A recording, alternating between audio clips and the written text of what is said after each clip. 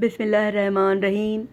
अछो जीरो, दालचीनीअ जा छोड़ा, लौंग, वॾो फोटो, नंढा फोटा, कारा मिर्च, हिकु बादियान जो गुल, सॼा सुकल धाणा ऐं तेज़पतो। हीउ सॼो गरम मसालो तक़रीबन असांखे 100 खां 150 रुपयनि ताईं मिली वेंदो बाज़ार मां।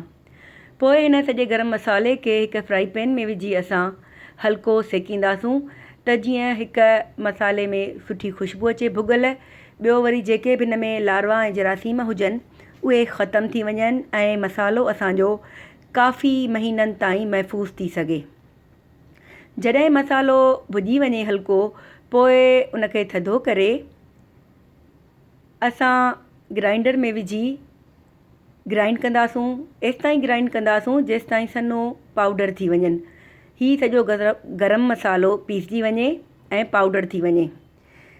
हाणे तयारु आहे असांजो पीठल गरम मसालो। इनखे असां शॉपर में या कंहिं थेलीअ में विझी स्टोर करे रखे सघूं था।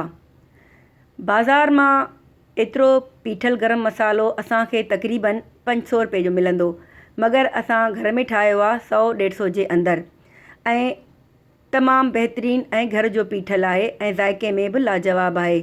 थोरी चुटकी असां भाॼियुनि में इस्तेमालु कंदा आहियूं त असांजी भाॼियुनि में तमामु ज़ाइको ऐं मज़ो अची वेंदो आहे।